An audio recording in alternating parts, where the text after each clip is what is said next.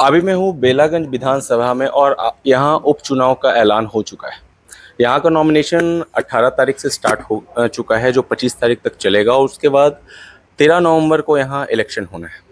यहाँ के जो भी प्रत्याशी हैं, जदयू से हो, चाहे जन स्वराज से हो, चाहे आरजेडी से हो, लमसम यहाँ इस विधानसभा में सबसे खास बात ये है कि यहाँ सुरेंद्र प्रसाद यादव हमेशा विधानसभा यहाँ से विधायक रह चुके हैं और यहाँ पे अभी हमारे साथ एक पार्टी जो इस बार इसमें नॉमिनेशन में आने वाली है, जो जन स्वराज है।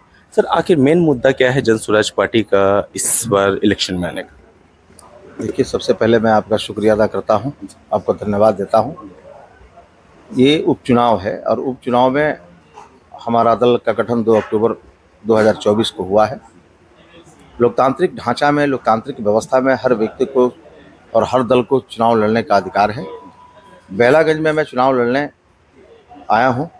एक लंबे ज़माने से एक आदमी सत्ता पर काबिज है। लोकतंत्र के अंदर बताया गया है कि लोकतंत्र में जब परिवर्तन होता है तो विकास के रास्ते प्रशस्त होते हैं, आगे की ओर बढ़ते हैं। लोगों के अंदर नए विजन, नया जोश, नए तौर तरीके मिलते हैं। काम करने वाला लीडर नए अंदाज से आता है। एक आदमी काम करते करते पूर्ण रूप से वह थक जाता है।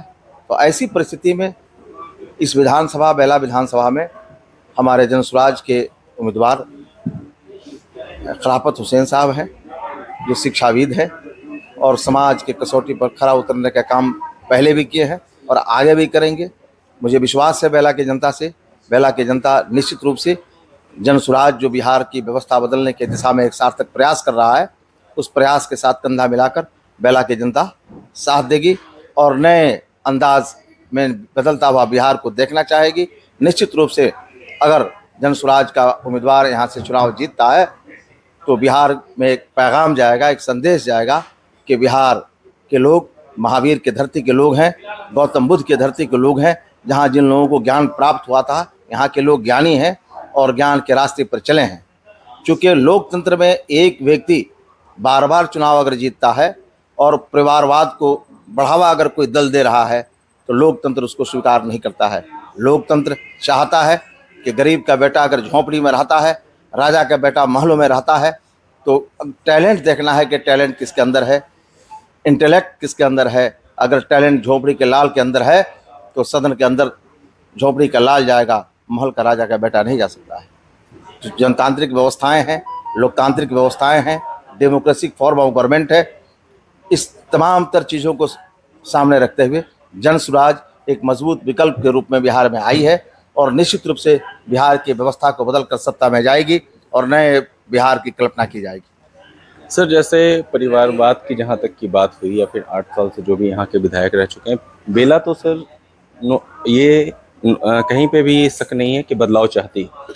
पर सर, जन स्वराज के बारे में एक चीज़ बताया जा रहा है कि जन स्वराज का एक दावा था कि वो कभी पार्टी नहीं बनाई, पर बहुत सारे जो ऑपोजिट पार्टी हैं या फिर जो लोग हैं वो बोल रहे हैं कि जब अभी से ही जन स्वराज का ये चीज़ है कि पार्टी नहीं बनाएंगे और पार्टी जब उन्होंने बना लिया तो उसके बाद आगे वो क्या अपने बदलाव में नहीं लाएंगे या फिर अपने जो बोले लफ्ज़ हैं उनसे नहीं बदलेंगे, इसकी क्या गारंटी? सबसे पहले तो मैं आपके चैनल से इस बात को खारिज करता हूं कि प्रशांत जी ने या जन स्वराज ने कहा कि मैं दल नहीं बनाऊंगा। जन स्वराज ने ये कहा था, जन स्वराज के सूत्रधार ये जो अभियान था, जन स्वराज अभियान, तो 2 अक्टूबर 2022 को प्रारंभ हुआ गांधी के सरजमीन भितरवा से। वहाँ यह गांधी के प्रतिमा के सामने यह ओथ लिया गया था, प्रशांत जी ने ओथ लिया था कि यह अभियान आंदोलन नहीं है, ये एक मुहिम और अभियान है जिससे हम समाज को जगाने का काम करेंगे। समाज जब अगर जग जाती है और निर्णय लेती है कि नहीं, यह अभियान दल के रूप में परिवर्तित हो, तो परिवर्तित होकर बिहार की व्यवस्था को बदलेगा, उसके बाद सत्ता में आएगा और नए लोगों की भागीदारी देगी। बिहार को बदलकर जो ये सबसे पिछड़ा राज्य बिहार बना हुआ है, तो इसको हम 1 to 10 में लाने की कोशिश करेंगे आने वाले 10 सालों के अंदर। और एक मिनट, और हमारे जो नेता हैं, जो इसके रूहे रवां हैं, प्रशांत किशोर जी, उन्होंने ये ऐलान किया था कि जब दल बनेगा तो उस दल का मैं लीडर नहीं बनूंगा और आने वाले 10 साल तक मैं किसी सदन का सदस्य नहीं रहूंगा। उन्होंने ये बात कही थी। दल नहीं बनेगा ये बात नहीं कही थी, दल बनेगा अभियान दल के रूप में परिवर्तित होगा, उसके उपरांत प्रशांत किशोर जनता का गारंटर बनकर काम करेगा, जनता के कसौटी पर खरा उतरेगा। उसका जो विधायक MP जीत कर जाएगा सदन के अंदर, वह जनता के प्रति वफादार होगा, उसके प्रति रिस्पॉन्सिबल होगा। अगर गलती करता है 2/3 बहुमत के आधार पर उसे राइट टू रिकॉल के माध्यम से हम सदन से लाकर खींच कर उसको जमीन पर खड़ा कर देंगे। ये उसका विजन था, ये उसका एम्स एंड ऑब्जेक्ट था।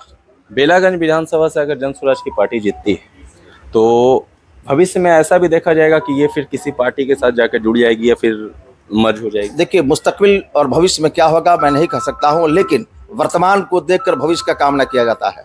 तो वर्तमान में जिसका नाम प्रशांत किशोर है, जिसके चेहरे पर भारत का खूबसूरत मानचित्र अंकित है, और बिहार के युवा, बिहार के मजदूर प्रशांत किशोर को एक उम्मीद, आखिरी उम्मीद के रूप में देख रहे हैं, आशा के किरण से देख रहे हैं, तो मैं आपको आश्वस्त करना चाहता हूं कि प्रशांत किशोर की यह जो अभियान से पार्टी बनी है, यह पार्टी किसी से गठबंधन नहीं करेगी, यह अपने बलबूते चुनाव लड़ेगी और 2020 में ही जनता का राज स्थापित होगा, जनता अपनी सरकार बनाएगी और बनाकर बिहार के विकास के लिए काम करेगी। बेलागंज विधानसभा के सभी बेलागंज वासियों को क्या बोलना चाहते हैं? मैं बेलागंज के तमाम साथियों से, यहाँ के जनता से अपील करेंगे, निवेदन करेंगे कि यह भारत, स्वतंत्र भारत में हम लोग हैं और डेमोक्रेटिक फॉर्म ऑफ गवर्नमेंट यहाँ है, प्रजातांत्रिक व्यवस्था है।